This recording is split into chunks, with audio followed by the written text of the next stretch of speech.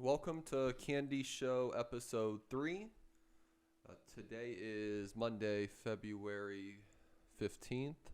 It's about 2:20 Pacific time. My name's Vinny, and I'm with my little brother, Alec. And let's start off with this weekend. There was the UFC 258, Kamaru Usman versus Gilbert Burns. Actually, first and foremost, my not sponsor, the new Mountain Dew, Major Melon. Shit. So let's pop this open just so I can get a little jolt before we get into it. But we have a long history of Mountain Dew consumption. That's true. What I probably would be like 4 inches taller if I didn't drink so much Mountain Dew in my childhood. So much at a Halo run. My name was OS Amp, owned by Mountain Dew. So was Amp a Mountain Dew product? Yeah, Amp was a Mountain Dew product. Really? You know, I have to fact check that, but I'm almost 100% sure Mountain Dew. Is Amp still a thing? Yeah, Mountain Dew owned Amp because there was Red Bull, Rockstar, and Mountain Dew made Amp. Pretty sure, yeah. So anyway, shout out to Mountain Dew, Major Melon. I didn't even really get a taste because I was tasting it. What's the review? Funny side note, I got this 3 days ago, and it was zero sugar. I'm like, is the new Mountain Dew zero? Is it zero sugar? No way. Yeah, and I was like, oh no, I went online. That's all they had was zero sugar. But what's the actual flavor on it? Major Melon. It just tastes flat. Do you want to try it? I do, yeah. I'll let you try it. What I have like a couple different things, but anyway. All right, so that was our Mountain Dew intro. He's gonna try it. It just seems like I don't know. It just seems a little light. I have a Mountain Dew every day, so it's like my mid-work little get up. So yeah. All right, so UFC 258 recap. Kamaru Usman defended his title versus Gilbert Burns. What did you think? It's a little flat. It's just like a flat. I wonder if it's flavor. just this one though. No, it's not. It seems like an old soda. No, almost. just the flavor. They tried too much. Yeah, I just bought it from the gas station. That blue one used to be my That shit. one's like a the voltage World of one. Warcraft Yeah, the one. voltage. Yeah, I think it's called voltage. And red code. Yeah. Anyway, we didn't expect to get into a Mountain Dew deep dive here, but anyway, shout out to Major Melon and Mountain Dew, maybe a future sponsor. But anyway, UFC 258 happened this Saturday. Kamaru Usman defended his 170-pound title versus Gilbert Burns. We did make some picks. I threw a little parlay with Usman, and I took Ian Heinisch, but he got beat, so it doesn't matter. Moral of the story is Gilbert rocked Usman in the first round, had him hurt a little bit, but that was really it. Usman just dominated him with the jab. He couldn't handle it. Hurt Burns in the second with the jab, and Burns was a little wobbly. And then in the third round, jabbed him. Burns got on his back, and Usman came on down and started ground and pounding. And Herb Dean kept doing it. He keeps doing that thing, Herb Dean, where he wants to keep coming in. He used to never do that, but he did it like 3 times, like trying to give him more time. Just wait. If you're going to come in, come in. But finally just pushed him off of him just from taking too many shots from being beat up. But I think he just took the streak for the most wins in that 13 in a row. Yeah, well, he has the most wins even going into that with 12 was the most wins streak in UFC. Was tied, I think. Okay, that could be true. You'd have to pull it up, but yeah. I know it was the most, and maybe it was tied with somebody. But now he's at 13 total. Is the most, yeah. He hasn't lost in the UFC, and Usman's a problem. The funny thing is he called out George Masvidal at the end. Because I guess Masvidal's coming, Masvidal's going to talk shit regardless. But he's like, I broke Usman's nose on 6 days' notice. So Usman doesn't like that he's talking a lot of shit. So he said, I'll give you a full training camp. He even came out the post-fight press conference, said, I'll bury Masvidal in a coffin. So we kind of talked about it before, but I mean, there's not really a big pay-per-view draw for that weight division. No, well, other than Masvidal. Nate Diaz, Oh yeah, because Nate Diaz is fighting at 170 now. So, but those guys can't beat Usman. The 2 biggest draws can't beat Usman. So Usman's probably smart by taking Masvidal. There's no other fight, and then they'll let Colby Covington and Leon Edwards just fight it out for the next contender. But he already beat Covington, and he would just out wrestle Leon Edwards. What happens to Burns now? He's okay. It was a good effort. And again, he still dropped him. He'll get a good guy. Take a couple months off. He'll fight somebody. Yeah. Luckily, that weight class is wide open. So 1-2 good wins can put him right back there. For those guys though, like the savage Brazilians that don't have a personality really that can like show through the camera, if you lose, I feel like you're kind of fucked, Yeah. Again, he has that knockout power, so luckily finishes can make up a little bit for that lack of. I'm 0-2 with my predictions. I had Heinisch and Gilbert Burns by TKO. Yeah. Heinisch, and let's get into that. So the other big fight on the card was Kelvin Gastelum was on a 3-fight losing streak. He was like -210. He was like a 2-1 favorite, fighting Ian Heinisch. which even closer to the fight by weigh-in, we record these on Mondays, but we did pick Kandis. But even by like Friday, I saw him at the weigh-in. Gaslam had like a little gut. I saw the thing you were talking about with the girl being a strength and conditioning trainer. I felt like he's shown up to all the MMA classes at King's MMA in LA, but some of these guys aren't really running enough, and you can tell with their body structure. And he used to fight at 170. That could be it too. He fights 15 pounds bigger at 185, but he had like a little gut. And I thought for sure Kandis was going to make it a dogfight. The ironic thing was Gaslam, in a way, made it a dogfight. He kept taking him down, and he would not even would take him down. He would just get his hooks around him, get to his back, and like put him up against the cage. And Gaslam's not used to doing that, but he came from a wrestling background, so it was smart. And Gaslam, if he would have lost that on a 3-fight winning streak, even though he's a big guy, could have easily got cut. Yeah. So I mean, 4 fights losing in a row.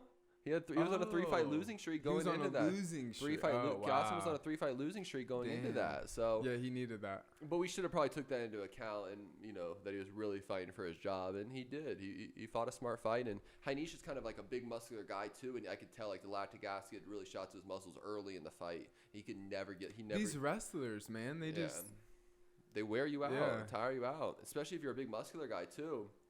And so anyway, good win to Gaslam, won by decision. The last thing I want to touch on that, speaking of big muscle wrestlers, even though he's not a wrestler. So Rodolfo Vieira, he's like a really well-known jiu-jitsu guy in the jiu-jitsu community. 31 years old, 7-0 going into this fight. And he's like, he opened up at one point when we first looked at the odds like 3 weeks ago, minus 500, okay? By the time the fight happened, it went down to like minus 380.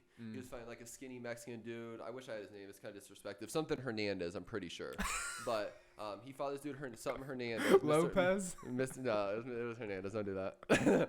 It was something Hernandez. If you want to pull up Rodolfo Vieira's last fight real quick. Yeah, I'll pull it up. Versus Hernandez. So he was like plus 315. Vieira was minus 380. Vieira, big muscular dude.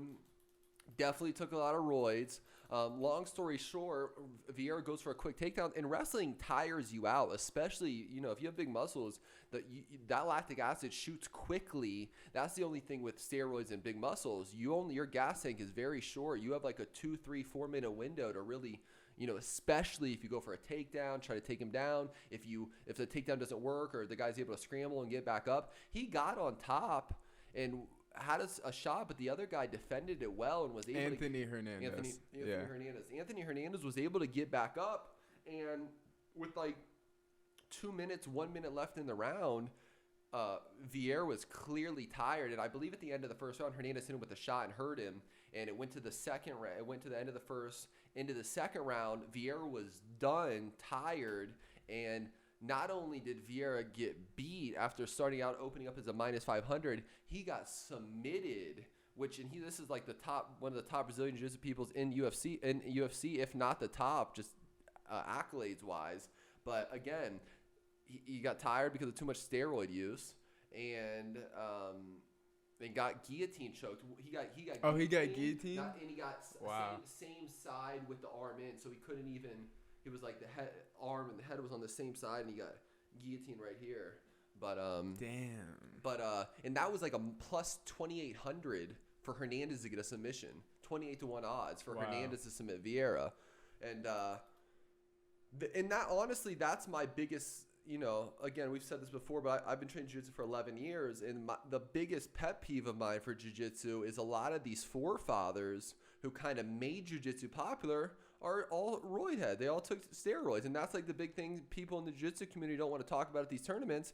It's like all these guys do steroids. There's guys like Roberto Jimenez, who I fought, who one of the big tournaments says juice free, or he had like a shirt, he said juice free. You remember? Or I sent you that whenever that happened, or roid free or something. But some of the best guys in the world who people like really nut hug in the UFC, in the jiu-jitsu community, all take steroids, from Galvao to people I was close to. I mean, I don't want to, I shouldn't even call it names, but a lot of the big guys. Steroids and just, what's the term I'm looking for? Like other optimal drugs for sports. It's just so popular in Brazil, you know, and that's the foundation of the sport, right.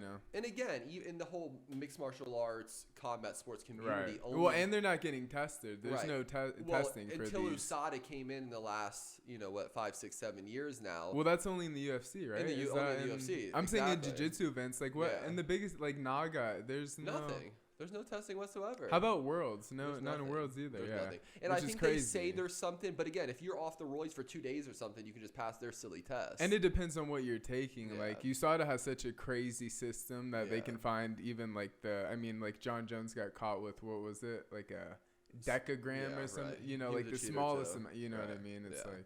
Exactly. Yeah. Well, I just got a decagram. I had like a penogram. You had a penogram because you put testosterone in your system, blood. Dig pill. Gas station dig pill. Gas station dig pill. Just like Overeem ate horse meat. You guys got the best excuses I've ever heard. Have you ever eaten horse meat? I have not. You don't know about the testosterone boost. Oh, all right. Just like dick pills. Native Americans used to say that whatever animal you eat, you take their soul into your body, and you have that power. I believe that. If you believe that, I don't believe it gives you big muscles. If you do believe that, we should just be eating bears and fucking. Yeah, we should.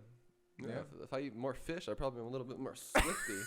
But anyway, yeah. So hey, top jiu-jitsu fighters, get off the roids. So they're not going to. They're not going to. Oh well, unless they want until they get tested. Well, why aren't they testing them? I don't understand. Because some of the most big guys are the money makers, realistically. What do you mean? That are all on roids? The people in the power positions who they're roid heads. So they're not gonna be like, hey, let's start looking at the things that we cheated with. But like Eddie Bravo, I feel like some of the leading guys in the industry who are trying to make changes, they should implement that's why he does things, his own thing. Yeah. Some of the smaller guys. But I'm sure they don't test. What's his new league called that they have with the slapping? Combat Jiu-Jitsu. Yeah. I mean, I don't know if they're testing there, but. Yeah. And I haven't seen all the highlights that I've seen. They don't seem like they have the big muscular guys. Yeah, they don't. It's all smaller guys. I don't know if it was only based on weight divisions, because I don't think the one I watched was all like 145, 155. Yeah. I don't know if they've had the bigger guys compete yet. Right. And I even believe some of the smaller guys were just taking roids just to train a lot. Like, you know, like. It just might not be as visible on the smaller frame. Well, you can definitely have the big guys, 185 and above. Yeah. Like this when you look like Brock Lesnar and you're doing fucking judo flips. He's 31, I'm 30. I'm like, bro, you look like you're 38 from too much testosterone, fucking up in your age. But anyway, the moral of the story is don't do steroids if you're going to be a jiu-jitsu fighter or a UFC fighter. It's called cheating. All right, so that's it for the UFC 258 recap. There was a small little UFC Fight Night 185 this weekend, Saturday. What's that? Saturday, February 21st. Curtis Blades versus Derek Lewis. Derek the Black Beast Lewis. Curtis Blades is minus 400. Derek Lewis is plus 325. I think we just pulled that up. The co-main event's a decent girls fight. Ketlin Vieira versus Yana Kutsakaya. I think actually Yana dates... Oh, no, that was on the different card. Yana dates Thiago Santos. That's his girlfriend. The one when we put up the 259 card. Oh, damn. But anyway, I will really wish I looked at some of these props. I don't know the lines on some of these. Probably the better bet is not Blades Lewis. It's probably like Blades by decision. Probably get a little bit better value. Or even taking like Derek Lewis by knockout. It's a 3-round or 5-round? I think it's 5. It's a 5-round fight? Yeah. No, it's not going to decision. I don't know. Maybe Blades TKO because Lewis is just too tired. Lewis acts like he trains more. And wasn't eating. Remember, he used to say he ate like 3 In-N-Out burgers the night before the fight or something. Something really silly. What was his last fight, Derek Lewis? He'd have to pull it up. He has looked better his last couple fights. I'm actually curious. Yeah. He lost some weight. Pull it up. Yeah, but Curtis Blades is where is he right there? Number 2. Yeah. Yeah, Curtis Blades is number 2 ranked heavyweight in the world, and Curtis Blades number 2 ranked heavyweight in the world, and Derek Lewis is the number 6 ranked heavyweight in the world. Not many great heavyweights right now. Wow, he's 24-7. Mm-hmm. That's impressive. While he's pulling that up, though, speaking of heavyweights, they're having the Stipe Miocic, who's the heavyweight champion in the UFC, fighting Francis Ngannou for the heavyweight championship, and the winner is going to fight John Jones for the heavyweight title. So he's on a 3-fight win streak. Oh, yeah, he's been coming up, so he's right there. He beat Blago. He lost to Daniel Cormier, Junior Dos Santos. This is a rematch. I'm pretty sure. Curtis Blades? I could be wrong. Go up a little bit. Derek Lewis, Mark Hunt. Derek Lewis is Francis Ngannou. Keep going up. Derek Lewis is Volkov. Derek Lewis, Cormier. Derek Lewis is Junior. No, it's the first time they're fighting. Wow. I would love to see Lewis just win by knockout. I won Derek Lewis. Yeah. He was the one who said, what did he say? My balls are hot? Yeah, my balls are hot. And got a lot of Instagram followers or something. He's hilarious. He posts memes all the time. His Instagram's one of the best to follow. It's not flat. It's just the flavor. Just gotta. No, it's flat. It's like a soda that you let sit for a couple of days. This is what the the zero sugar one tastes like too. It's the flavor. I just bought it. I opened it right here. But anyway, so I'm going for my bet of the week for this one. You got to throw some else too. I don't know the odds yet, so this would be silly to do. I'm gonna do Curtis Blades by decision. I'm sure there's way better value with that than the minus 400. Yeah. I want to take Derek Lewis. Curtis is probably gonna win. Already 0 for 2, so true. Go we'll throw with this. Yeah, we'll turn it around for 259. I got Derek Lewis TKO first round. If we're just gonna be silly, that's what I want to see happen. Yeah. I wouldn't put my money where my mouth is, but. All right. So only other two things, a couple of things I just want to tackle with MMA talk while we're here. They were just announced this last week. Bellator MMA signs a deal with Showtime. The good thing about this kind of stuff, it's good to have competition with UFC so UFC just doesn't control the entire market. So it's good to have other big establishments competing. So for fighters' sake, there's free agency. They can't just control the money because you have to be there. They have other options. We even saw Anthony Pettis go to PFL. He probably got a nice contract. Paige Van Zandt go to Bare Knuckles. So a lot of these big UFC people have gone to these other promotions and are making good money. But Bellator MMA signs a deal with Showtime, and they're doing a 205-pound light heavyweight Grand Prix, which is basically an 8-man tournament.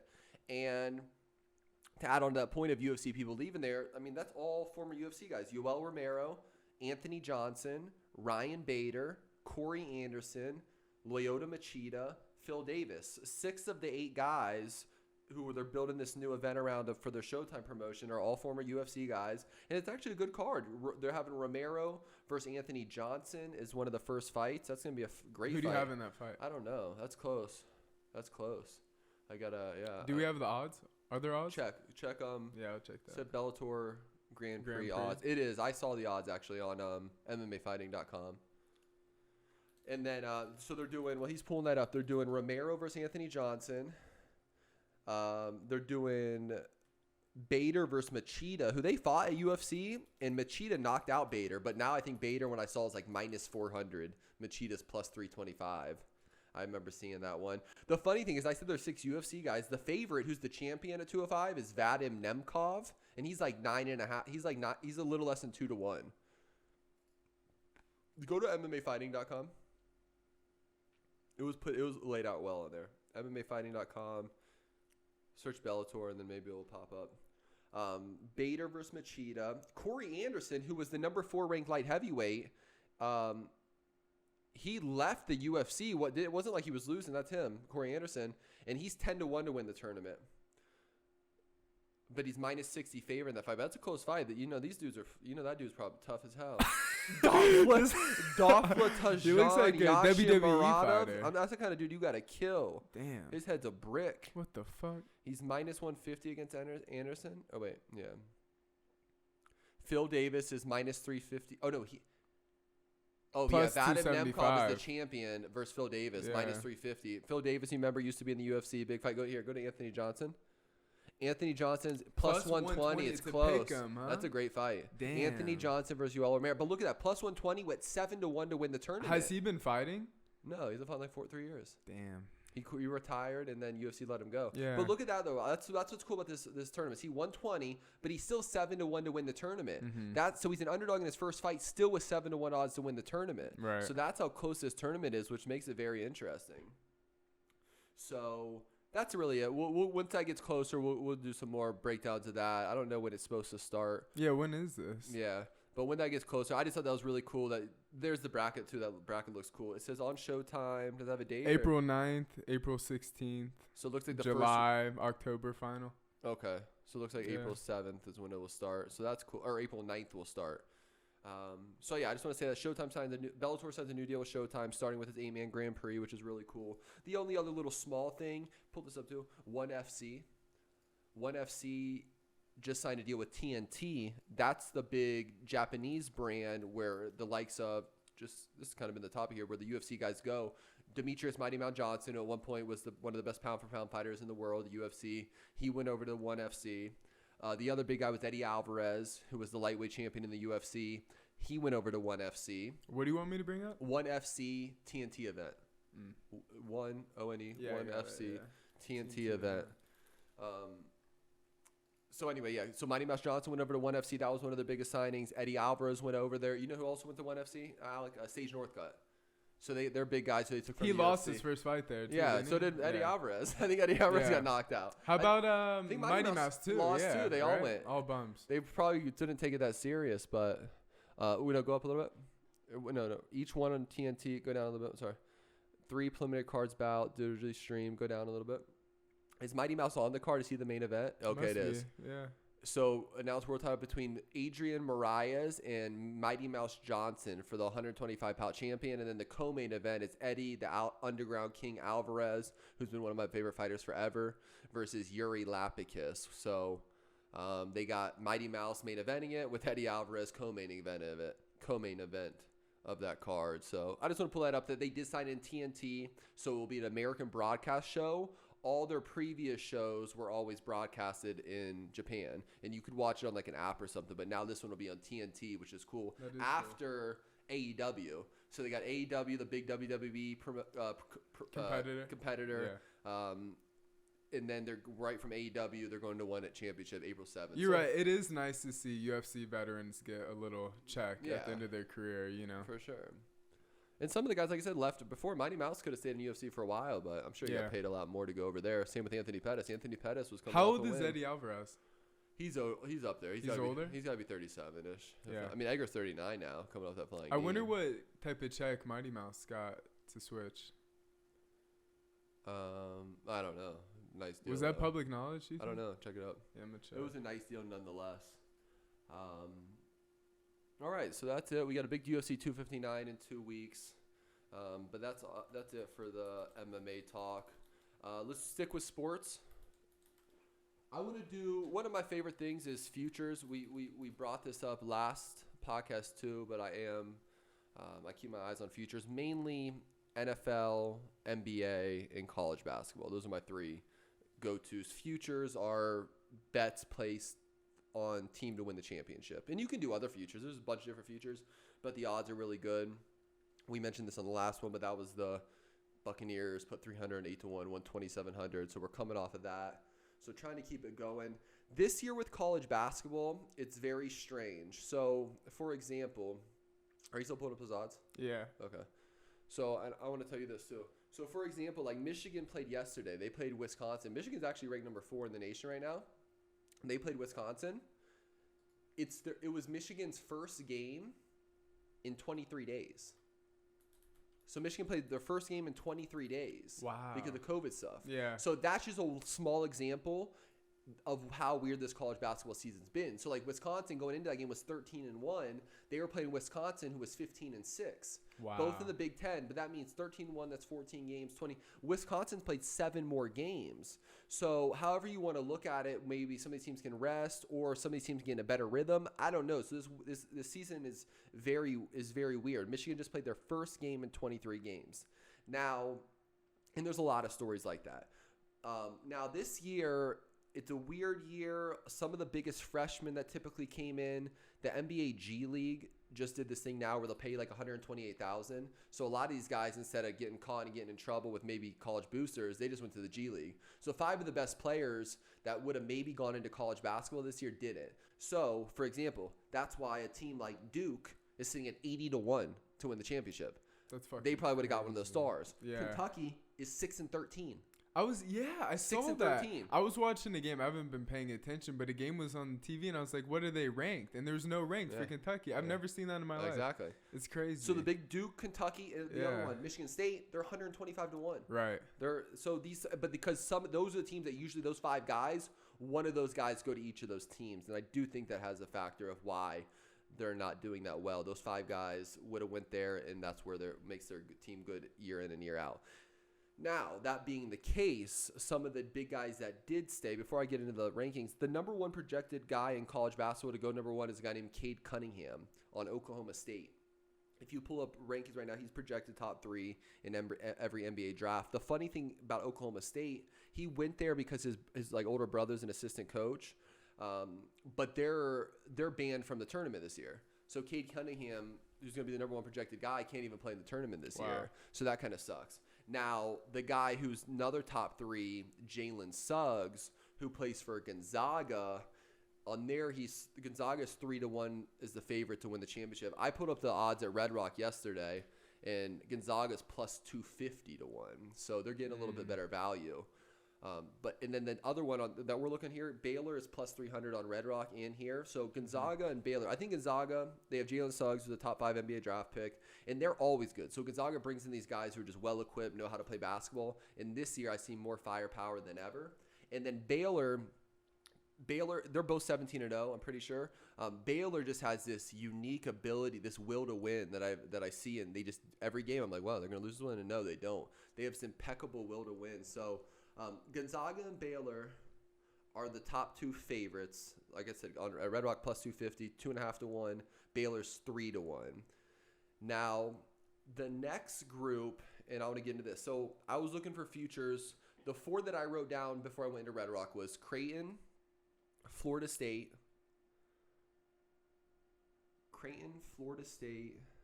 West Virginia, and USC. So let's go to the first one that we see up here. Florida State. Florida State 16 to 1. Yeah. So Florida State, which I'm loving these odds, because here's the thing. I don't think much money is being put on these individual teams at these sports books. Yeah. So that's why these sports books, you actually typically you can usually find better online odds for like Super Bowl stuff, maybe NBA final stuff. But these books, they want money, and they're not getting money on a lot of teams. So online, the odds are actually worse. So for example, we got Florida State here at 16 to 1. Florida State on mine at Red Rock as of yesterday, 32 to 1. Wow. So we can get that double. So not only are these the teams I wrote down, the value looks great. Okay, next one, Florida State. Let's go down to Creighton. Creighton at 18-1. He has Marcus Zagorowski's one of their guards. He's a winner. I liked them last year, but March Madness got canceled. They're 18 to 1 on there. Red Rock, 38 to 1. Wow. These are ones we should jump up, bro, by the way. Wow. So I haven't told you, but 38 to 1. And look, we're looking Something you've said a lot in the past years is like with college basketball, in the NBA, the top teams are typically always going to be the top teams and they'll make it to the finals. With basketball, since it's younger kids, it's not as consistent. So you can get a lot better odds for people in like the 5 to the 15 range than you can get in the NBA. Right. And on top of that, it's a 60-14 tournament. You win or you go home. Right. So that adds more intensity and randomness. Yeah, right. So that's why, again, you bet for value. So again, I still think Gonzaga's probably going to win it all, or Baylor. But for the chance they get knocked off, these are some of the teams worth having. So Creighton at 18 to 1 online. We got them at Red Rock at 38 to 1. Let's go to the next team. We'll scroll down. West Virginia. They're 25 to 1. Coached by Bob Huggins, the old UC coach. I used to go to the UC basketball camp. So Bob Huggins, and that's what college true. There is something about structure too, and coaches' character. That's probably the biggest thing. That's why I'm surprised that Kentucky is. Right. What are they? What did you say they were? 6 and 13. Yeah, they're not on this. Not even a positive. Yeah. So let's just. I only got 2 more. West Virginia, and they're actually the next 2 teams. West Virginia at 25 to 1. We can get West Virginia at Red Rock right now at 40 to 1. Wow. So they're 25 to 1. And then the next one, let's do USC. USC, 25 to 1. USC's 25 to 1. When I got the paper, it said 100 to 1. Then that was from February 1st. They printed out me the current. They're at 60 to 1.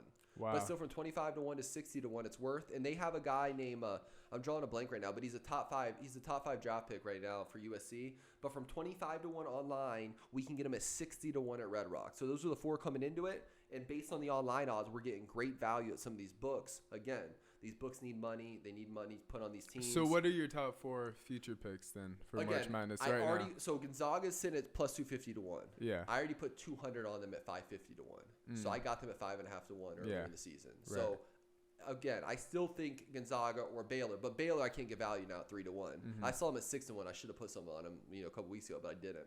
I would just so much more on Gonzaga. So I still think Gonzaga and Baylor are a top. Again, I've seen March Madness.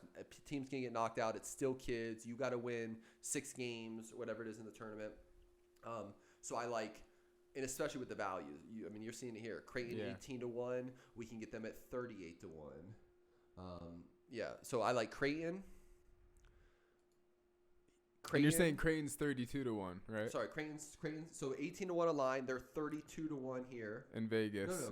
No, Creighton's 38 to 1. 38 to 1. Yeah. Wow. 38 to 1. The 32 to 1 was Florida State. Florida State was 16 to 1. They're 32 to 1. So Florida State I like 32-1. And if you see online, we're getting double the value. Yeah. Creighton 18-1. They're 38-1. We're getting more than double the value. Right. West Virginia's 25-1. They're getting 40-1. I saw them play Gonzaga close. I saw them play Baylor close. They got a lot of fight. So 25 at 40-1. In USC. Number one team in the Pac-12. So a lot of the Pac-12 teams get slept on because the Pac-12 teams games are really late, so they don't get a lot of national media. By the time the game starts, sometimes it's 10:30 at night on the Eastern. So, but USC has a top. I wish I knew his name, but they have a top 4 draft pick for USC. They're 25-1 online. At Red Rock right now, they're 60-1. I'm probably stopping by Red Rock immediately after this. I wanted to be fresh and kind of live while I was talking about it. I felt like if I would have placed a bet, I wouldn't have felt as umped about it. So I'm kind of talking it out here. The only other one I like, we see, and just based on this value, look at Wisconsin at 13-1, bro. Okay. Wisconsin at 13. We can get them at 30-1. At 30-1. I mean, what's Villanova? 11. They're at 12-1. 12-1 at Red Rock. Okay. So at this point, it's value. You know, if we're gonna place these other ones, we might as well get the value on. We're Ohio State boys. How do you feel about Ohio State? But they're 14, just like online. So I think if we're gonna take these, let's go with the value ones. Yeah. And these are still the teams right next to them. Florida State, but again, Wisconsin 13-1, which is right in that boat, 30-1. So it's those 5. That's crazy. I'm going 100%. I don't know the money. I'm gonna spread it out, but I'm going Wisconsin, Creighton, Florida State, West Virginia, and USC. Those ones for some reason stuck out with me the last 5 days. I go with my gut, and I already have the Gonzaga bet, so I'll have those to play with. That's my NCAA take. That was good. Only other thing, while we're on sports, NBA specifically, there's some teams. Wait, just real quick before we switch, what was that future bet you hit like 5-10 years ago on college? So I mentioned that one last week, podcast, but UConn at 80-1. Yeah, right. And this when I lived in Palm Desert. I had this betting website, and I put 10 on them at 80-1. Wow. But I won 800. Yeah. That was Shabazz Napier's senior year. Crazy. That was a great one, bro. Yeah. That was that same website. I hit Ravens 28-1. And then I also hit Virginia college basketball 12-1, just like when they won just 2 years ago, I believe, at 12-1. But I think I only had it 12-1. I don't even know if I had 50 on it at 12-1. I might have had 50 on it at 12-1. So I did. I had 50 on it, but I only cashed out like what? 600. Yeah, 550 or something. So I've hit 2 college basketball. I like college basketball. And last year, which was funny, real quick, I had like 11 teams before the pandemic happened, and so I was geared up for college basketball last year. So a lot of these teams are pretty similar, so that's why I'm very comfortable this year. But I had like 11 teams, and then the whole pandemic happened. March Madness canceled. I was heartbroken. I was geared up for that, but luckily, since the whole thing got canceled, you were able to bring your tickets in and get your money back. I had like $600 into that. I'll probably have less into it this year, but feel more confident this year. So. And also, it used to be in a bunch of different venues across the country. March Madness this year is being held just in Indianapolis. They're trying to make it like a bubble. They're doing the bubble thing? Bubble field. Yeah. So, all right. And then let's just go a little bit NBA. That's it. I don't have much to say NBA. Lakers have been in the news a lot lately. It was trending topic yesterday. They've won 7 in a row, but went down like 20 points in 4 of the 7 games. Came back and won all of them. You know, it's for me like now. Even NBA talk's a little funny. It's like I don't know who's trying that hard. You know, it's I know who is who at this point. So it's the weekly stuff. The more things that I do think are interesting. The Blake Griffin's not going to play for the Pistons. He's probably going to get traded, even though Blake Griffin. Jesus, I don't know what happened. Kardashian curse. Too many LA parties. Yeah. The Kardashian curse. That's what Bad it is. diet. His feet are stuck to the ground. He's got a little Odell Beckham, Todd Gurley. I don't want to be disrespectful, but the Odell Beckham, Todd Gurley. Who's my other one? Is it Cam Newton, or am I missing one? You're missing Odell Beckham, Browns Todd quarterback. Gurley. Huh? That's quarterback for the Browns. No, Baker Mayfield's okay. I don't put him in what? that same. Not in the same. No way. No, not the Gurley Odell Beckham. No way. If you put Cam Newton there, you have to put. Might go both ways type thing, but that's all I'll say on it. But I believe Blake Griffin's in that class now with Odell Beckham, Todd Gurley, and Cam Newton. I don't think Baker Mayfield does that. Yeah, no, Baker Mayfield's cool. I might put money on the Browns next year. I like Baker Mayfield. I think he's got like fight in his heart. Wow. But that's news to me. Yeah. He showed me a lot this year. I like what they did this year. I was impressed. I saw some leadership. But we're not doing NFL. Lakers. So Blake Griffin isn't playing anymore. He might get traded. I don't know if it matters if he gets traded. Maybe he'll play a little harder because he's on the Pistons right now, who are trash. Andre Drummond for the Cleveland Cavaliers, he was putting up like 24 points, 22 rebounds like early in the season. Then they were part of that big Nets trade, and Jared Allen was a part of that Nets trade, who would be good with the Nets right now, but he's like a younger version of Andre Drummond. I saw one stat line, he had like 23 points, 18 rebounds, so they're just going to make him the starter and then get rid of Andre Drummond. The thing about Andre Drummond, he's going to make a contender better, so I'm interested to see where Andre Drummond's going. Since our last one, Zion dropped a career high, 36 points. I did listen to a podcast today. They are doing their NBA All-Star ballots, which I think we should do next week. Pick our 12 Western Conference. You're going to do some research, but 12 Western Conference, 12 Eastern Conference players. I heard Zion, number 10, is an All-Star this year. So if he could be an All-Star, that's great for my card. Yeah. I'm seeing a lot of complaints from players in the NBA about the All-Star game this year. De'Aaron Fox. Why is that? Because they already feel like if this whole COVID thing, and we have to go through all these protocols, why put all these stars together where if one person gets sick, then 7-year stars are out for a couple of weeks out of the time. And also they would like just the week break, which I agree. The problem is the NBA gets too much advertisement money for all the commercials for the All-Star game. I think they're talking about doing the slam dunk competition during the halftime show. So just way too much advertisement money, especially how much money the NBA lost last year. So NBA is going to do everything they got to can. get it done. Yeah. They got to get it done. It's going to happen. I mean, again, that's what they get paid for. Yeah, I exactly. Yeah. So yeah, we're going to do our NBA All-Star teams next week. Last little thing, Zion dropped his career high, said that 36. Luka dropped his career high 46, what I thought was surprising since we last talked. Yeah, the only other interesting thing would just be the Utah Jazz are 22-6, the best record in the Western Conference. Giannis Antetokounmpo came out after the game. Jazz beat him 125-115, and Giannis goes out and says the Jazz are the best team in the Western Conference. Which again, we'll see come playoff time when Clippers and Lakers are full force. Do you see anything new in any of the rookies that you haven't talked about, cards wise? Anything? I want to see. We still need to see it's still the same guys. The Tyrese Halliburton, LaMelo Ball. If anything, like James Wiseman kind of took a step back. The guy from the Warriors, but it's still a 2-man race. But I think honestly, LaMelo Ball is running away with it. What's the guy for the Hawks? The star for the Hawks? Trae Young. Yeah. How has he been playing? The team's just not playing well. Yeah.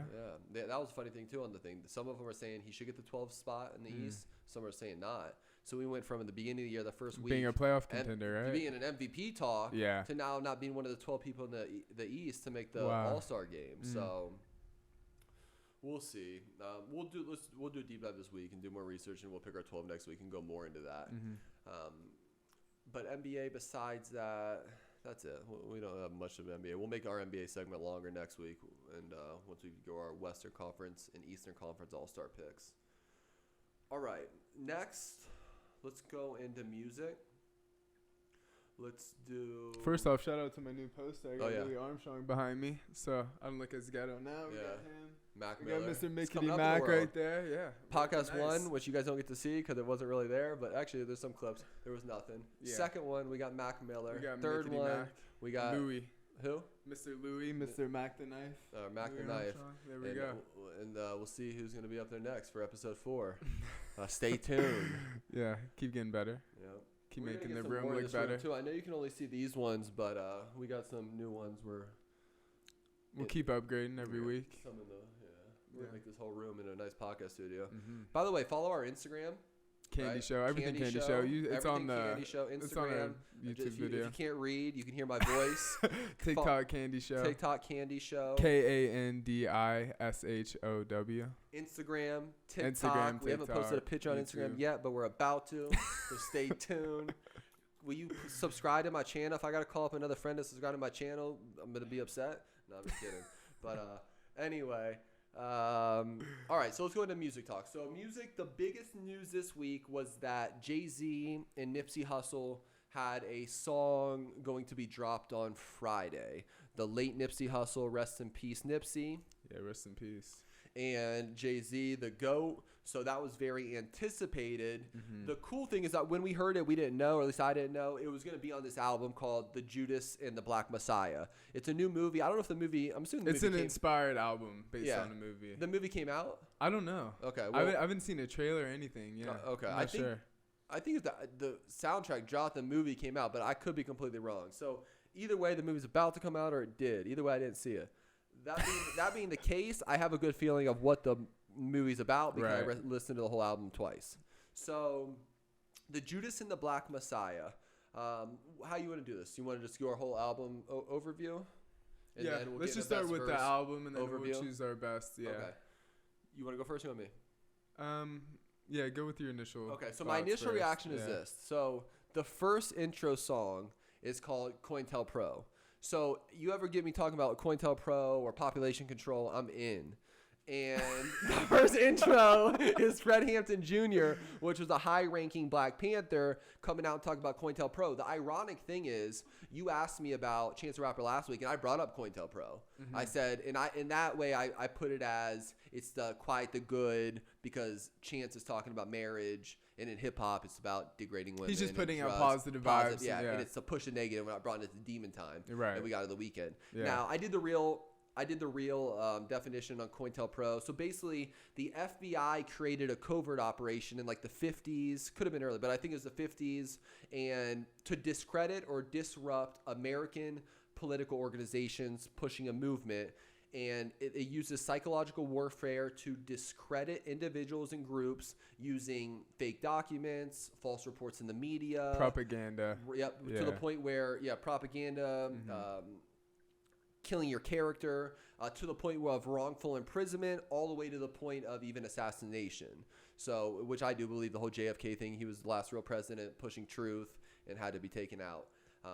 But that's just an example. So anyway, the whole moral of the story is the first song is called COINTELPRO. So you got me right there. And I listened to it, has a good music behind it, talking about population control and COINTELPRO. So I'm in.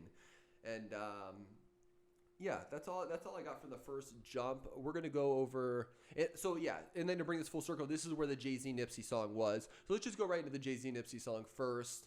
And then well, did you like the album? I love the album. Yeah. I love the album. How many tracks is on there? From start to finish, if you got at this point, I almost want to say if you have 5 songs on an album, it's a good album because it's hard to have 5. It is hard to have 5. To the point where I went back and there's 20. Well, okay, 22. 22. So there's that outro that's not really a song. Yeah. 21. Okay. 21, 22. Okay, so no, I really like the album, and you said that there's some of these good what are these called? Movie. Oh yeah, soundtracks. Dedicated soundtracks, inspired albums based on movies. One. Southpaw. There was a lot of the boxing. What was the other boxing one? Southpaw. What's the Rocky one? Oh, Creed. Yeah, Creed had an amazing soundtrack on it. Right. Yeah. So overall, then let's just get into it. I'm going to take it where we can take it. So the COINTELPRO starts with Chairman Fred Hampton Jr. starts talking about it. That's I think his dad was a high Black Panther leader, and then that's his son because his Fred Hampton, the original one, was killed. And I think they even said that he wasn't actually assassinated, but the conspiracy theorists say he was assassinated, which I'm sure he was.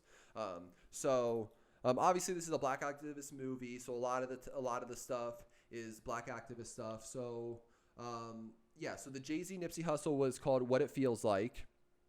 Some of the people on here: Nas, Black Thought.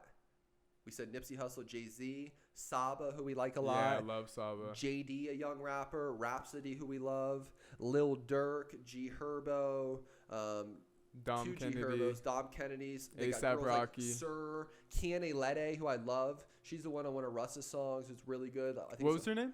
Kianelede. It's a song called I liked her. I Contagious. haven't heard of her. She was on one of Russ's songs too. Yeah. All to You, I'm pretty sure. Amanda and I were talking about her. We both liked her. That's a great heard song. Of her. Yeah, I like that song. Contagious. Rakim finishes the album. Yeah, Rakim called Black Messiah.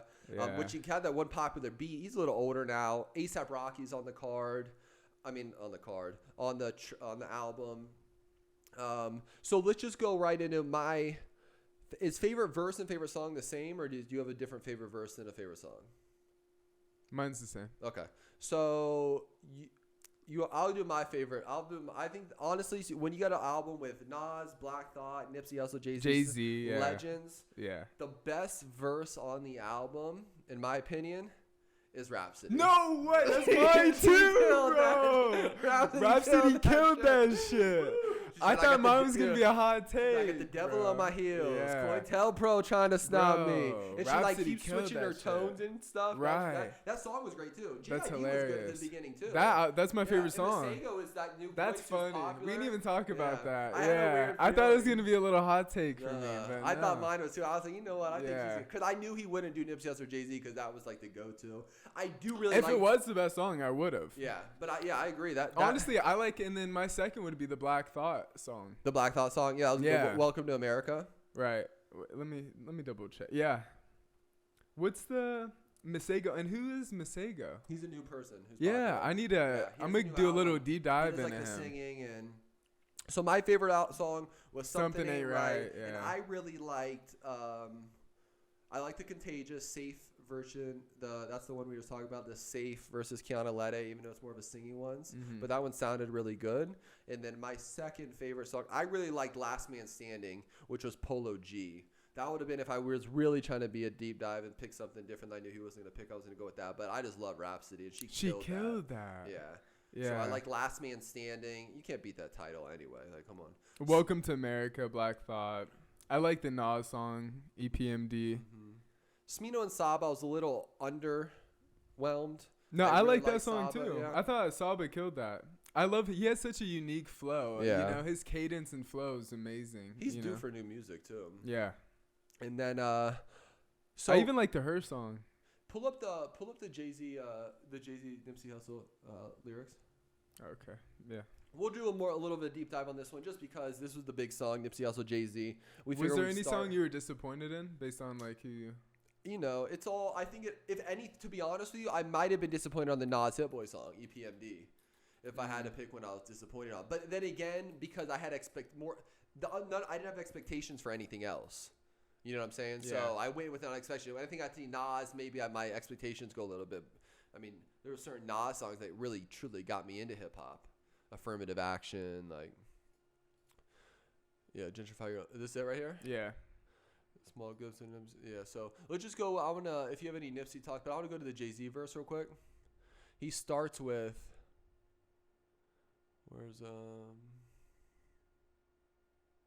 is this Jay-Z or Nipsey?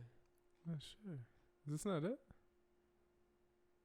Oh, this is a Nipsey Hussle freestyle. Hold up. Sorry, we're looking up lyrics. Yeah. But the song's called "What It Feels Like." Lyrics. Yeah, just like a. What it feels. I just want to go over one lyric on there real quick. But this is a big take. I mean, a big song that people are really anticipating. Anytime Jay-Z drops, anytime you put Nipsey Hussle, the late Nipsey Hussle, There we go. people are going to listen. What it feels like, because it's special. You get successful, then it gets stressful. Like more money, more problems. There it is. Scorpion Bricks, way before Aubrey's double disc. I just love that he brought up Drake in the first line. Scorpion Bricks, way before Aubrey's double disc. I thought it said double disc, so I'm happy we saw this. From the What's with all these little subtle Jay-Z, the second Drake one is too. disses? 40 on my laptop sound like 40 did the mix. Yeah. 40's Drake's 40 on my closest laptop person. sound like 40 did the mix. Yeah, Yeah. because Jay's always said that thing. If you think you're the biggest, then I'm gonna have to kind of keep you in your place. Right. But and then again, anytime Jay-Z starts saying "real is extinct, it ain't safe from me, my dog," and he said the best line is, "I'm selling weed, none of the picture, pray for me, y'all. One day, pray for me, y'all. One day I'm have to pay for these thoughts.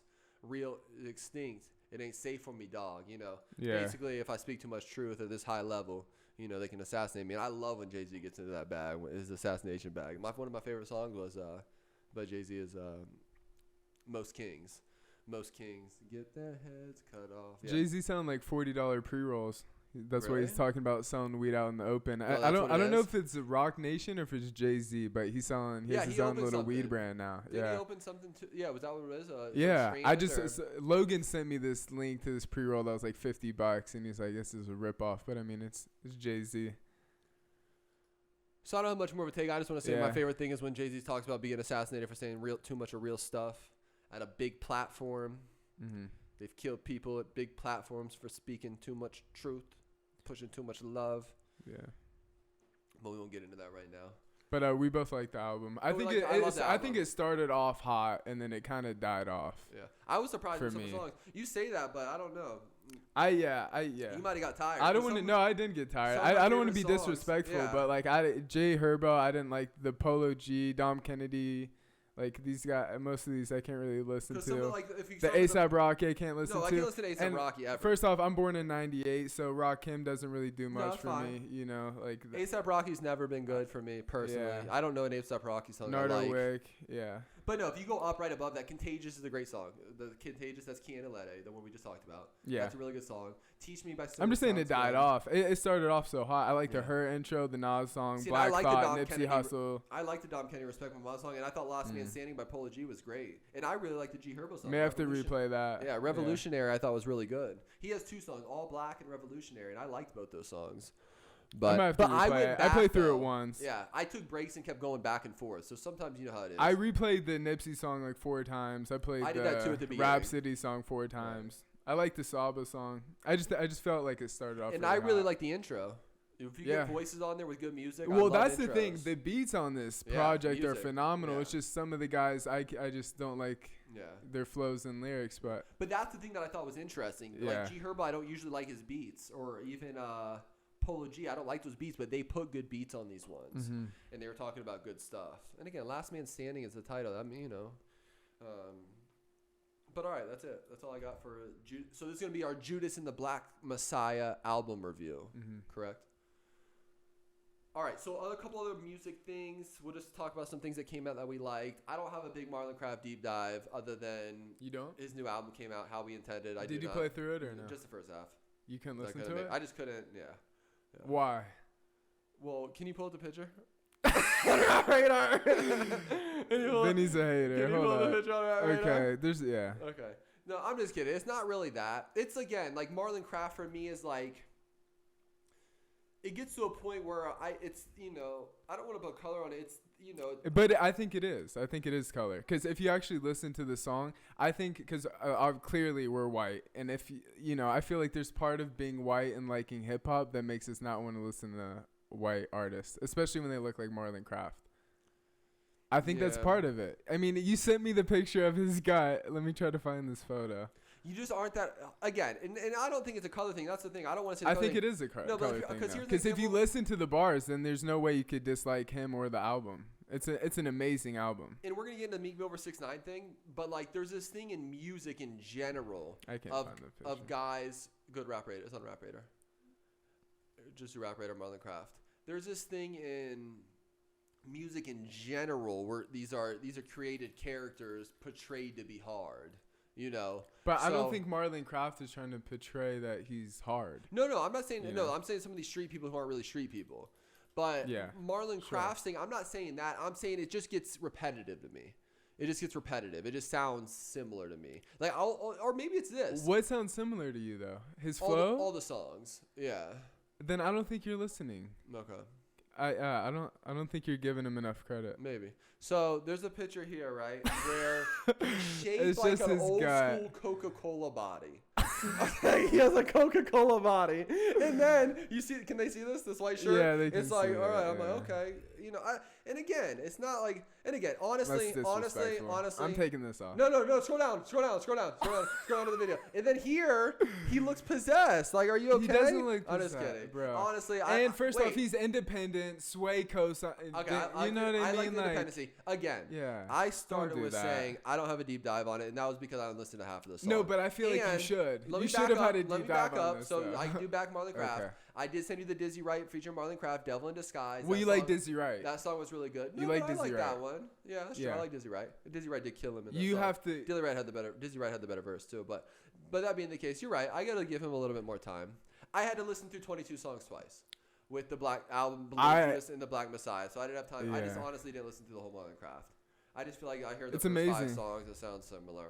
But I did like the first 5 songs. So I don't know why I'm hating him. I'm just hating him on the It's the look. I'm telling you. It's a look. I'm not going back. Scroll back up one more time. One more time.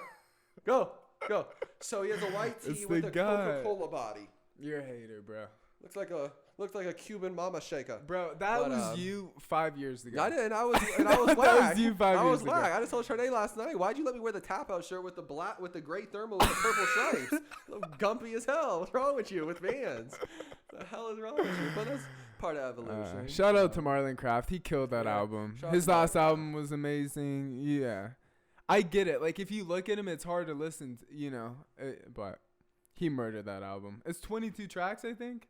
17. 17? I wrote 17 tracks, yeah. It's 17 tracks? Again, so we didn't have a lot of time. And How we intended is that I did all my proper research like Alec didn't, so he didn't get to watch all the stuff, but he did listen to the whole Marlon Craft 17 tracks. I did listen to the 22 tracks. I was with my girl in Santa Barbara. Okay, I'll give him a pass this week. He didn't get to watch the fights. He didn't get to watch the show. He didn't get to listen to the albums. It was Valentine's Day. He didn't get to, but it was Valentine's Day. For me too, and I got kids. Credit. But anyway, but I also I did listen to the 4 album, but it was only 7 tracks. I always like 4 for some reason, even though it's not even like rap really. It's more like R&B rap, but I like 4. He had an album drop, Heartbreak Hotel. I will listen to the Martin Craft album. I will. I just didn't have time, honestly. So before I like 4 Heartbreak Hotel, he's also independent. That's why I like it. So his sounds always sound better. That's why I do like 4. And he could. What's the song in now? I couldn't tell you one. Really? Other than I play one. But he was even to the point where when they do the top 10 freshman XSL freshman class, he was on there and could have went and signed a big deal and didn't and stayed independent. So I appreciate that. And he has a big fan following. Okay, and then before we get into a little trendy topic stuff, let's do our favorite 2 songs of the week. I'll go first. I'll go first. Okay, go. One. 1-1. I mean, okay. I'm gonna go with the JID song on the album. I mean, the title is. What's the title? I'm gonna do his research for him. I got it right here. Rhapsody, something ain't right. Yeah. Featuring JID and Rhapsody. Mm-hmm. So that's your number 1 song of the week. That's my number 1 song. My number 1 song of the week is Locksmith, Lockbuster. There is a music video for it. It is really good. We can eventually. We don't have headsets now, but we can eventually play stuff if it's independent. If it's independent, yeah, we can play it. Eventually, we'll start playing some stuff independent. We're gonna react to some stuff, and we need to get a beat for the beginning too. You're right. We gotta get a little intro beat. Where do we find stuff like that? We just gotta look. We can find it. All right. Yeah. So we need an intro beat, but so yours was Locksmith. What's the title? Locksmith, Lockbuster. Yeah. And it looks like he's in a blockbuster. Locksmith has been kind of consistent throughout 2020 and 21, right? He's been dropping. Locksmith, pound for pound, is one of the best like rappers. You know? One day we'll do that top 5. We've discussed this. We've got this talk over it. Over. Now we have a podcast. We'll do even more precise. Like top 5 just rappers bar for bar who consistently put out music. We'll add some tiers once there's nothing to talk about. We'll do some of this stuff. We do that just for fun on the side. But and then my number 2 is gonna be "Lot to Give" off "How We Intended" by Marlon Craft, the 3rd track on the album. Okay. Lot to Give. Okay. Yeah. All right. So he went "Lot to Live" by Marlon Craft. Lot to Give. Yeah. Lot to Give. My second one is it's a DJ Ferris song, DJ Pharris, called "Everything New." Featuring Chance the Rapper, Wiz Khalifa, and I think Rocky Fresh. I just wrote Wiz Khalifa and Chance the Rapper. It popped up on my release radar. That's how I find a lot of my songs. Release radar on Spotify, which I love. Every Friday, new songs pop up, and it's in your trajectory or in your preference of music taste. But the main reason is, especially with COVID, and we haven't been out really, and I don't drink anymore, so I'm not in the same situations maybe that I used to be. But I think it's more COVID, just not being out around people. So I used to be around people playing music, and I like to see the songs that click around people who I know like music and enjoy the vibes. And I had family in town. My wife's family was in town this weekend who love music, love having a good time. And I played that Everything New song, and that song went off. That song to the point where Tony. I haven't heard it. Yeah. By the way, you gotta follow. Are we following people on our TikTok? Yeah. Okay. You gotta follow Tony back on TikTok. He's following us on TikTok? Yeah, but I made it. Oh, okay. But we got to follow him back. He posts a video every day of on TikTok. Song. It's hilarious. Oh, damn. But I played that song, and I guess in TikTok, they only have certain songs, so you got to click it, but Everything New popped up in there, and he made it his song that night. It was like a little 15-second clip. And it was only the intro. It didn't have like the drop, the hard part, but he even searched it popped up, and he made it. They only do a 15-second clip, but he did a 15-second clip of it. But But yeah, Everything New featuring Chance the Rapper, Wiz Khalifa. It had that bump that people liked. So Chance had our song last week. He was on that song last week, yeah. Maybe Chance is due. So Chance made 2 weeks in a row. We love Chance. I love Chance. People need to stop shitting on him. Speaking on TikTok, a lot of these young kids put him on underrated or like should stop rapping, you know. Again, that's the. It's the same thing. They probably like Lil Yachty, right? I mean, Lil Uzi Vert and some But we love you, Chance. Chance is the truth. Throw out the 3. Yeah, shout out to Chance the Rapper. Again, give me a top 5. It's on my top 5 every day. Damn. Most underrated or something. Or we're gonna have to do that. He was pound for pound. Pound for pound. Okay. He's been putting out more stuff lately, but yeah, pound for pound. But yeah, we'll save that for another day. Let's get into the little. Or no, should we? Okay, since we're on music, should we get into the little things, or do you want to get into the Netflix show? No, let's do the little shit. Okay, let's just on some silly stuff. Okay, let's start with Meek Mill 6ix9ine. Yeah. So the video posted Meek Mill versus 6ix9ine, kind of get into a yelling argument back and forth. The story that I heard was Meek was there, Tekashi knew he was there or something, drove up and got into a yelling argument. Tekashi says that's a cop with him, and Tekashi was doing Tekashi things. The funny thing was, Whack 100 dropped a video today telling Meek, bro, if you're gonna act hard and be this gangbanger in these music songs, it doesn't matter the outcome or the here we go, he's got it. The outcome. Here's the video we're talking about right here. Yeah. And you can't be scared of what the consequences are if you do get off on it, but you can't act like this hard guy and then not keep Tekashi accountable when he comes around. But I mean, this is how Tekashi got famous. Yeah. You know, it's just all marketing. He knows Meek Mill isn't going to do anything. He knows everyone's going to talk about it. And he knows we'll be talking about it on our podcast, like all the other 500,000 podcasts out there. Right. But but Whack 100 said Tekashi 6ix9ine won that. He's like, yeah, I won that. He did. Meek Mill should have went off. Again, Meek Mill ain't the hard guy anymore. Did you see him doing kangaroo hops with the rich tennis guy? Meek Mill? Oh, yeah. Wait. Meek Mill is gone. Hold up. I don't want to say Meek Mill's gone pussy, but that's what DJ Academic's been saying, too. He's doing rabbit hops. I got to pull this up real quick.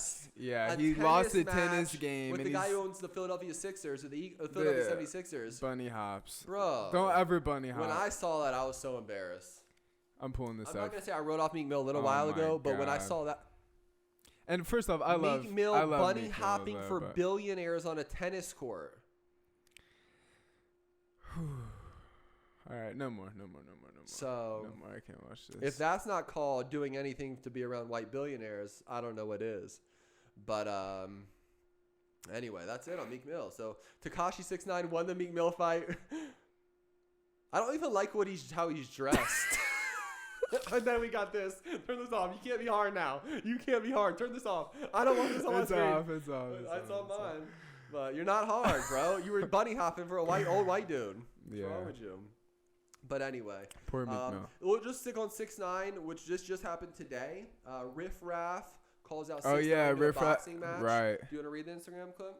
Yeah, let me pull this up for you guys.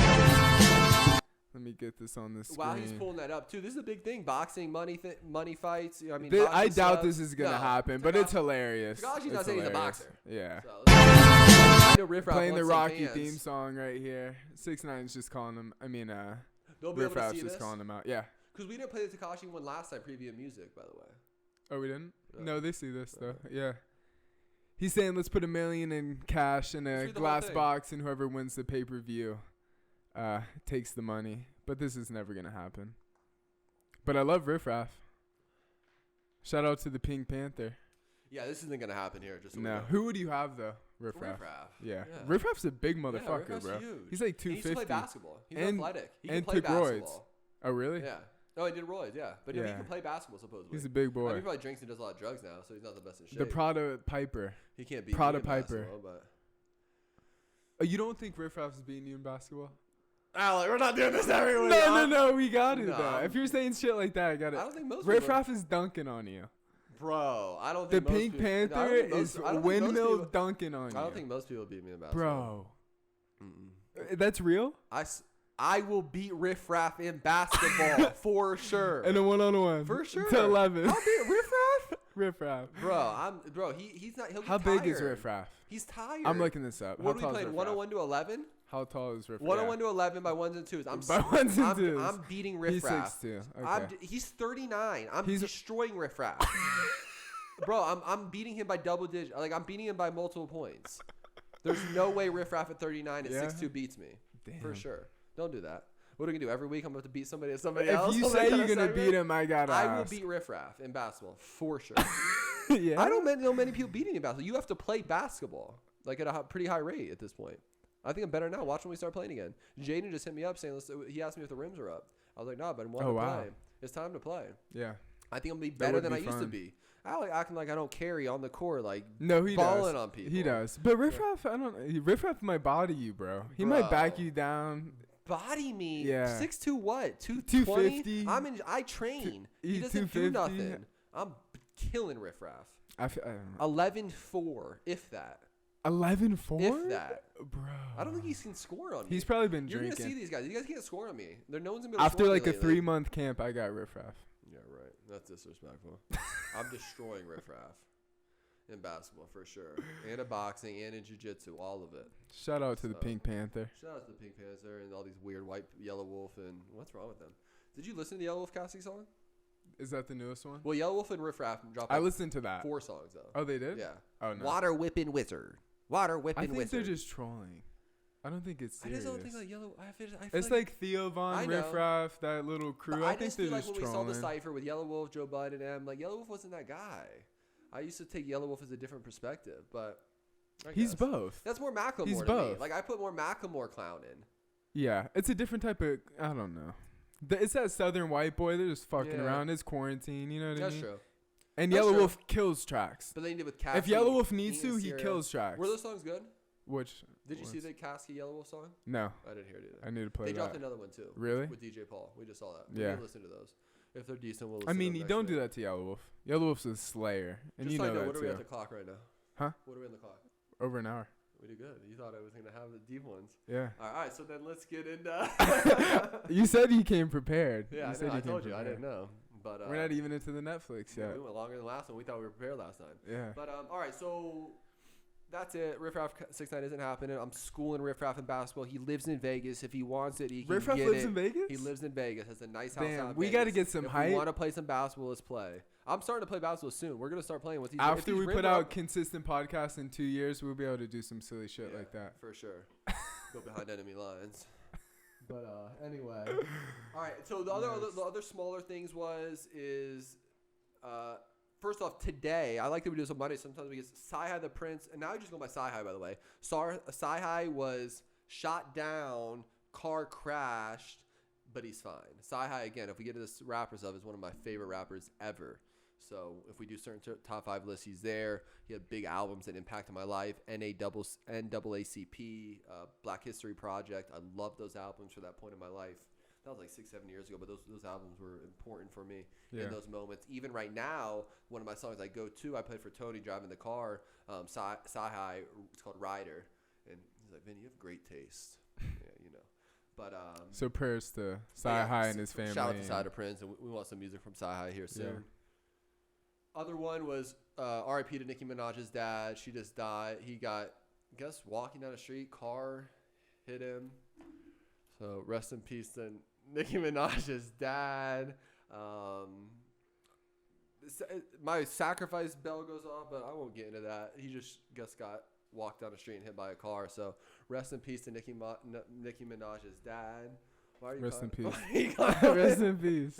All right. I laugh in bad scenarios. Okay. And that's just what it is. I don't care about Soulja Boy. He says like a thing every week, but if you want to say what he said. Yeah, Soulja Boy said he created viral moments. He created going viral, which, I mean, is that true? He had the big... Was he the first guy to kind of go viral? That big dance thing on YouTube. Yeah, the Superman. That was big. I think there was a couple other ones around him, but that was when YouTube was big. YouTube just started in like 2010 or something like that.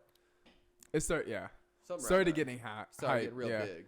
But maybe a little I think that was like 07, Or 08. maybe when rappers really took advantage, music took advantage of the site being big and using it to their advantage. Well, he was a young kid. I mean, that might be true. He might have been like one of the first guys to get some popping clips. And yeah. When was I cranking that Soulja Boy? Crank that Soulja Boy, yeah. When was I cranking that Soulja Boy?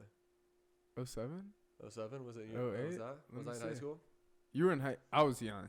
Isn't that the thing? Isn't that the one you said you always? We were living in LA. Yeah. Yeah. He's always cracking the social way. Oh, jeez. Vinny was doing that dance in our bedroom every day on LimeWire. Oh, jeez. LimeWire, what a life. But, all right, that's all I got on Soulja Boy, really. Yeah. All right, so we can end on this. This worked perfect. So, Netflix, the number one show on Netflix, is called Crime Scene: The Vanishing at the Cecil Hotel. Just a little take. It's a 4-part series. If you go to the top 10, it's number 1. It's not hard to find. It is excellent. They put it together really well. Those are my favorite. I'm always looking for these. Because me and my wife, we've watched everything. So especially all the crime scene ones. But it was put together really well. They had cops, and then they would have YouTuber people who were really into investigative stuff looking at this. Are you gonna pull up the video? You have the video up. Yeah, I can pull it up. So the most. So it's a typical. She was at the Cecil Hotel in downtown LA. It's been there since the 20s. There's been 1,000 deaths in there. It was a big whore house, crack house for people in downtown LA. Skid Row is right there. If you don't know what Skid Row, it's the biggest occupancy, whatever that word is, or most people in an area homeless in one square mile area. Yeah, so it's like a homeless city, basically. Yeah. It's Skid Row. So the bizarre death of Elisa Lam. So long story short, she's at this hotel. Supposedly she's a college student at some school in British Columbia, and she goes to LA, I guess for a couple weeks just to live or something, and ends up staying at this hotel, goes missing. He has this is going to show up right now while I'm talking. Yeah, this video. It is fine. So she's ends up being in this hotel by herself, and she starts acting weird through this escalator, to the point where either my take is some people say acid or LSD. To me, she had bipolar disorder. Sure. Yeah. We'll get to that in a second. I still don't think, unless it said that she was still taking her medicine though, just took less of her medicine. So I'm not to the point where I think she would. So let me just give the summary. So she basically is in this hotel. She ends up dead in a water tank on top of the Cecil Hotel in downtown LA. So the theories are either, of course, when I first saw it, I'm thinking homicide, because how are you in a water tank on top of a roof? Who does that other than someone who kills you and puts you up to hide there? And they said at the beginning, they're people. There was beer bottles and beer cans and cigarette butts. They went up on the roof and people would hang out there in downtown LA. You could see over LA, whatever. And so it's either homicide. She was big on Tumblr, so she was right on Tumblr all the time, talked about how she had depression, and so some people thought, well, depression, suicide. Okay, so it's homicide, suicide. The other one was mental illness, because she took all kinds of antidepressants, and she had bipolar disorder and was taking a bunch of different medications. Medicine. So, and maybe the one thing the whole bipolar thing is that maybe I'm not. I just think sometimes people get into this rut. They have really down days, and they're I'm depressed. No, just not every day's as good as the other bipolar disorder is different than depression. Right. I mean, some people do have messed up, brain chemistry. Right. So anyway, so that she had, so the other thing was she had bipolar disorder, and they said she still took the medicine. She just took less of the medicine. So some people think did some kind of manic episode happen. Yeah, manic episode. To the point where she went and jumped in a water tank and killed herself. I still find that hard to believe, but fine. And the other take, which probably most people find, is that the fourth homicide, suicide, just say suicide because of depression. It would be the bipolar thing, lack of medicine. And then the only other one was this MK Ultra thing. So in the documentary, the guy goes, if something happens, it's a coincidence. Maybe if two things happen, it's a coincidence. But when there's 6, 7 synchronicity of things, you start getting weary. Now, I'm sure over the last, I'm more of that weary thing with the conspiracy theory stuff than most people. So when I start seeing that thing, I'm like, oh, dang. And they go out of the way to say, wow, this is some weird stuff. So her name is Elisa Lam. The things that they showed on the documentary, which again, you got to watch the documentary. Look at her right here with her hands. Yeah. Look how creepy this is. And we haven't even said this part either, right? Yeah. Look how creepy. Yeah. We didn't even get into is this spoiler alert? No. This is just a clip. It's just a clip. No, the stuff I'm saying? No, not really. It don't matter because it's just about. Oh, you know what? Yeah, spoiler alert. Okay, just spoiler in case. alert. Sorry, Yeah, because again, there's no real answer. They just show you all the different perspectives. Yeah. We're just talking our theories. You know. So, and again, this clip is important. The clip that he keeps showing too. She's doing some weird stuff where she's like, looks like she's scared of something, or if she's talking to some like imaginary friend. Some people even thought there was someone outside of it, which I don't think there was. Someone outside the elevator. They ended up finding they're like the big thing at the beginning of the series was like, why is the elevator door open so long? Because it opened for like 2 minutes. Yeah, but she must have hit the button. She pressed the open button, and they end up finding out later it holds open for 2 minutes if you press that open button once. So that was like the big thing. They're like, oh, someone outside holding the door open by pressing the button. So we knew that wasn't. Now, the whole CIA implant thing, the synchronicities were a couple things. So there was this movie called Dark Water where it was like a Korean movie from 10 years ago. They show this in the Netflix documentary. She's wearing the same little red jacket with the skirt, and she's in this hotel, and she goes up to the top of the hotel room, climbs up this ladder. This happens in the movie, and this is what they tell us happens in the story too. The real life story with Elisa Lam. She climbs in, jumps in the water tower, and she's found dead in the water tower. Same exact thing as this movie. Now, coincidence? Maybe. Now, the next thing, the whole thing about this show, they're like, we got to see where she was before, like who saw her. The thing that where people saw her was this bookstore across the street from Cecil Hotel called The Last Bookstore. And if you pull up The Last Bookstore's like address or something, they show it on there. I forget exactly. It was like a zip code. If it was like where it was started or something, and the zip code was in British Columbia in Canada, and the zip code pings to her house. So if you put that zip code in, it brings up British Columbia where she lived. So the last bookstore she was supposedly at, you ping the zip code, brings her where she lives in British Columbia. So that was the second thing. So, and that was the big talking point. Like, these people saw her. She had books there. She couldn't carry the books home. So they had a delivery from the bookstore in a box because they were too heavy. So they brought her the books. And again, the theory was maybe they're too heavy. But when I really started thinking of it, was maybe that was like the trigger. You know, that was the trigger if it was some MK Ultra thing. Brought the box of books and it triggered this thing. But what would be the point of that? Well, so we'll continue. So that's number 2. So it was the same as this movie. The zip code of the bookstore where they said she was last seen was British Columbia. Brought it to British Columbia. She was a college student at this school in British Columbia. She was a part of the tuberculosis program. So whatever that is, I guess some kind of health program at her school. So 3 days after her death, or maybe it was 3 days after her body was found. Her body was found in the water. The reason it was put in the water tank, for 19 days it was in the water tank, and they brought these people who lived there, which you brought up, drank the water. And they were like, the water had this like brown flavor to it. It tasted nasty. So if they put her with tuberculosis, put it in the water, and she's in the water for 19 days, that whole house is infected by it. So many people are going So many people are going to that hotel for 3 weeks in and out, where if they were just trying to get to Skid Row, I'm sure probably Skid Row people come up and use the bathrooms time and time again. But anyway, so 3 days after her body found, there was a tuberculosis breakout through Skid Row, infected like 4,500 people on Skid Row. And So that was that with the tuberculosis. Take this thing off. It's throwing me off. Bring it back to the Elisa Lam thing. So there was a big spread of tuberculosis. The biggest thing to me was this. Can you pull that up? The Elisa Lam thing we saw. The Lam Elisa. Lam Elisa tuberculosis. So there was this big tuberculosis spread, and right there, we already have it up. Lam Elisa tuberculosis. Google search. Yeah. So, no, we have it up over here. Before the stats UFC. Okay. So here. So after Lam died, a tuberculosis, that pop sugar one, the top one. No, right there. Right here. Yep. Yeah. After an outbreak, go down.